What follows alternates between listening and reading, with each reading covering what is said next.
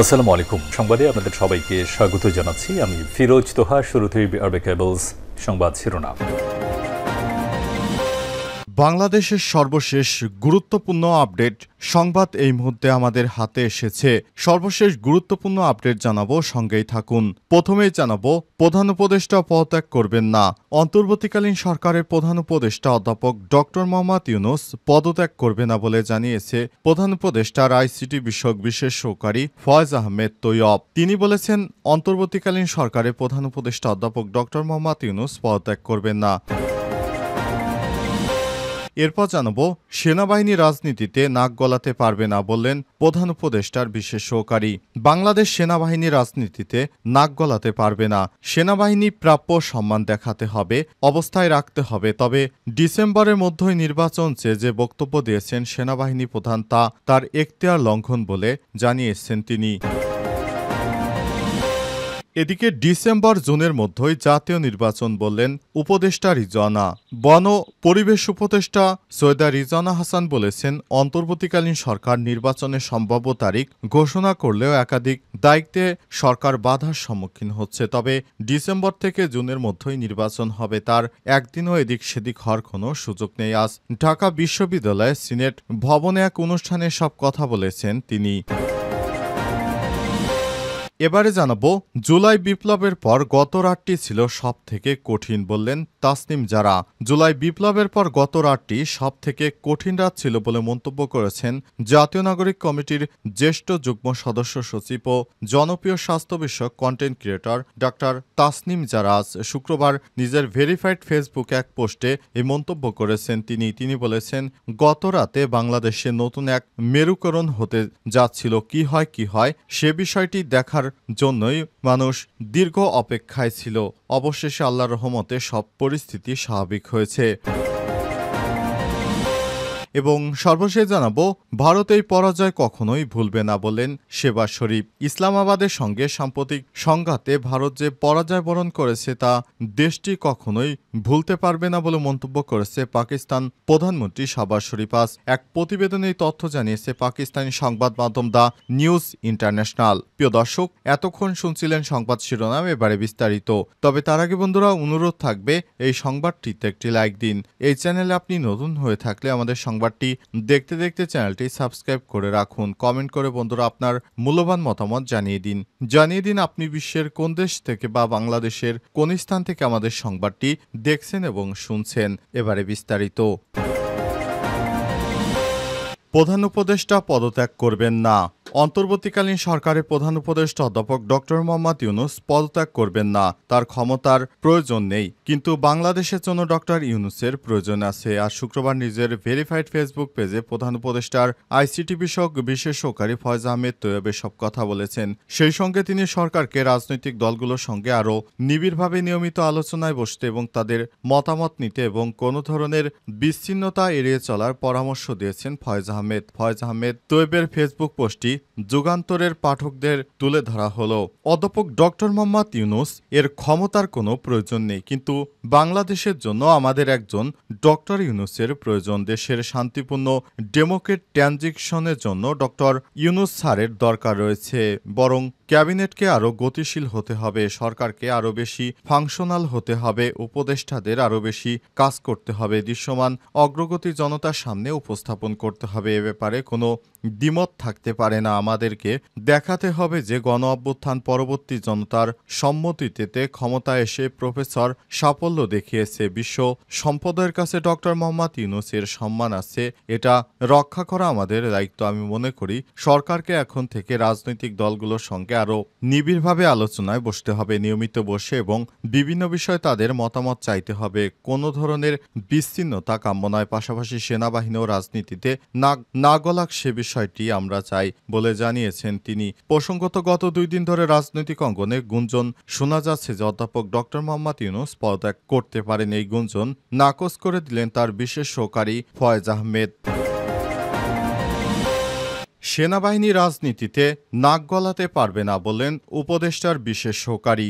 সেনাবাহিনী রাজনীতিতে নাক গলাতে পারবে না বলে মন্তব্য করেছেন ডাক, টেলিযোগাযোগ ও তথ্য প্রযুক্তি মন্ত্রণালয়ের দায়িত্বপ্রাপ্ত প্রধান উপদেষ্টার বিশেষ সহকারী ফয়েজ আহমেদ। তিনি বলেছেন, আজকের দুনিয়ায় কোনো সভ্য দেশে সেনাবাহিনী রাজনীতি করে না। শুক্রবার 23 মে সকালে নিজের ভেরিফাইড ফেসবুক আইডিতে দেখ স্ট্যাটাসে সব কথা বলেন তিনি। ফয়েজ আহমেদ তো বলেছেন, সেনাবাহিনীকে প্রাপ্য সম্মান দেখাতে হবে, অবস্থায় রাখতে হবে। তবে এই প্রশ্নে হুট করে কিছু করা যাবে না, হঠকারী কিছু করা যাবে না। তেমনি ইনক্লুসিভের নামে আওয়ামী লীগের পুনর্বাসনও চাওয়া যাবে না। এ সময় তিনি বলেন, সেনাপ্রধান নির্বাচনের মধ্যে নির্বাচন চেয়ে যে বক্তব্য দিয়েছেন তা তার এখতিয়ার লঙ্ঘন, কারেক্টনেস তিনি রক্ষা করতে পারেনি।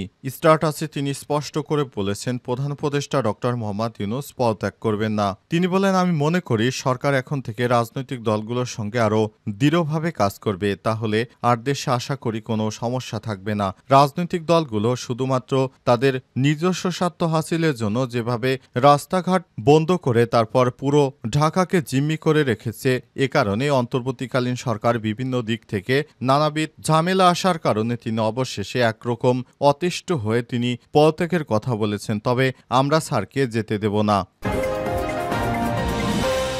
ডিসেম্বর জুনের মধ্যেই জাতীয় নির্বাচন বলেন উপদেষ্টা রিজওয়ানা। বন পরিবেশ উপদেষ্টা রিজওয়ানা হাসান বলেছেন, অন্তর্বর্তীকালীন সরকার নির্বাচনের সম্ভাব্য তারিখ ঘোষণা করছেন।